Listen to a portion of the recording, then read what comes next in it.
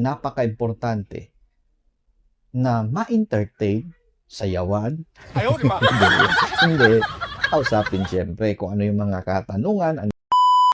Yo, what's up? Magandang gabi, mga salon owner. Kumusta kayo dyan? So, time check natin ngayon ay 6:30 na ng gabi. At dito nga pala tayo ngayon sa Zel Salon, pangmalakasang salon ng Mindanao, siyempre. At may customer tayo ngayong gabi na to. At pag-uusapan natin ang bakit napaka-importante, napaka-halaga ang paano nyo kakausapin yung mga customer na pumapasok or nag-inquire sa inyong salon business. Kwento ko lang din sa inyo. Kasi, nakaraang linggo, no, pumunta ako ng Tagum, doon sa lugar namin. No. Ang nangyari kasi, kailangan namin ng solar. Kasi yung kapatid ko ay nagpapahanap ng solar para sa bahay niya. Ngayon, ang problema is napakamahal ng solar. No? So, ang ginawa ko is nag-inquire kami ng mga generator. Yung mga di-gasolina. Di-gasolina ba yan? Yun. Tapos, dumaan kami sa kaibigan ng asawa ko na salon owner din. No? Dito rin sa katabi niyang salon, pwesto, meron doong nagbebenta ng generator, yung di gasolina nga, genset kung tawagin. Nag-inquire ako doon sa isang staff, no, kung magkano yung presyuhan, magkano yung isang genset.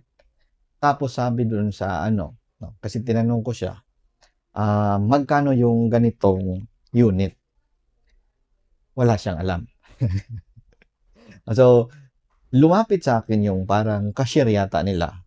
Tinanong ko siya, kasi siya yung malapit doon. Hindi niya alam. Tinanong ko naman siya sa isa, no, kung magkano. Hindi niya rin alam. Nakakatawa naman siya, pero hindi nila talaga alam. Tapos, merong isang lalaki doon sa may gilid niya. Malapit lang sa kanya mismo, no? So, tinanong niya rin kung magkano ang ganon. So, sumagot yung lalaki. Pero malayo siya. Di ba? Malayo siya. Parang nagsasalita siya na, ano yan, 10,000. Yung parang pasigaw. Tapos, tinanong ko naman siya kung ilang gasolina yung maubos pag full tank, no? Sagot naman sa akin ng babae na parang cashier, hindi niya rin alam. Tinawag na niya naman yung lalaki niyang kasamahan. Tapos, sumigaw na naman yung kasama niya, mga 5, liters yan. Parang ganon.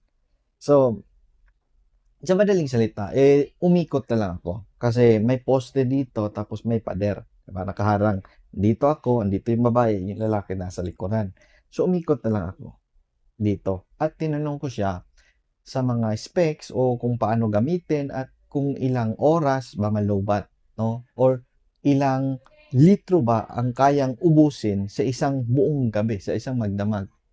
Sabi niya naman sa akin, sir, depende yan sa wattage na gagamitin nyo.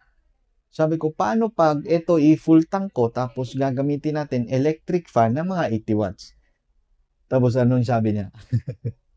Sabi niya, sir, nagbibenta lang kami ng ganito at di namin alam yung mga kung ilan yung basta iniwan ko na lang siya, no?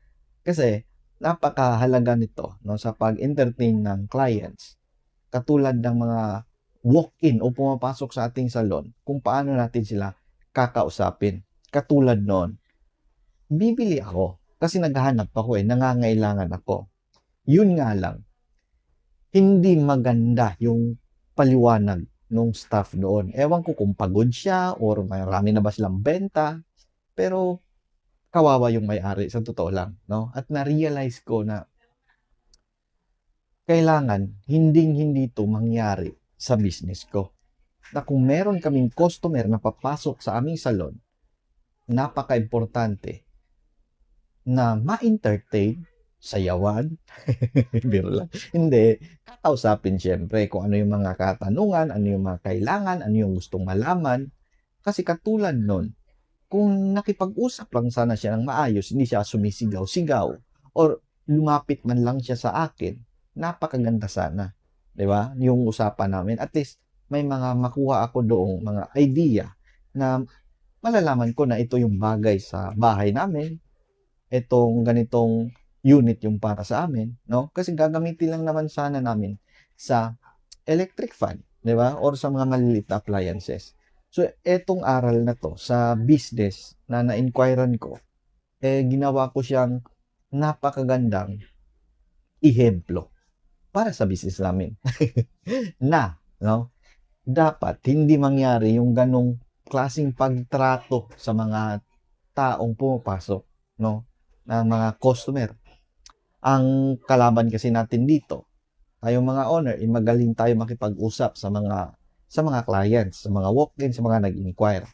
Pero mataas ang tsansa na yung tauhan mo diyan sa salon mo walang pake sa business mo. Wala silang pake kung may pumasok, may bumili, may bumenta, basta parang gano'n, 'di ba? Kaya napakalaking aral nito na na-realize ko ngayong taon lang 'to na dapat every branch kasi 5 yung branch namin, dapat masunod ang standard na ginawa namin o SOP sa aming company na ginawa namin na bawat pumasok sa inyong salon o sa aming salon same na same yung sasabihin katulad nung Jollibee. 'Di ba may mga sinasabi yan sila pagpasok, good morning, paglabas, thank you for dine-in, thank you. Dapat gano'n, 'di ba?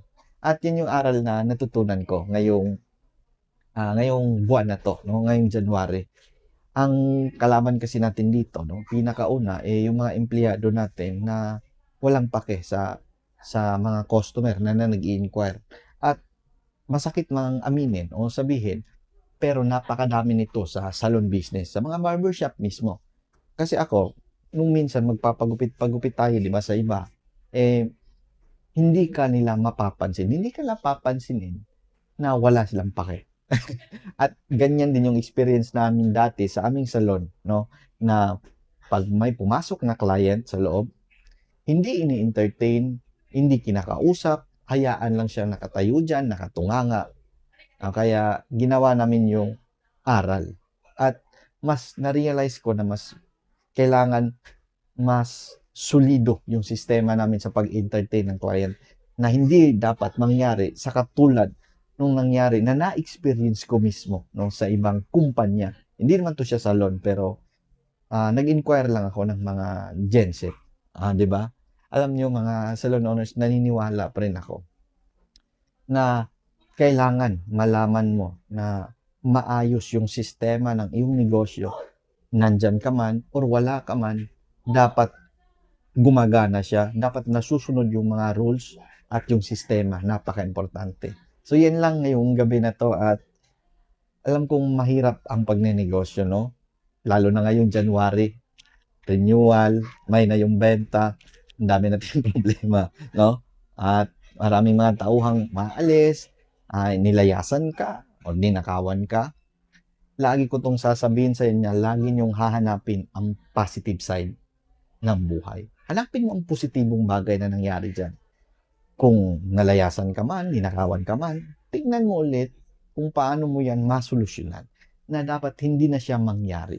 No? Improve lang po tayo, mga salon owner. No? At yan lang, magandang gabi.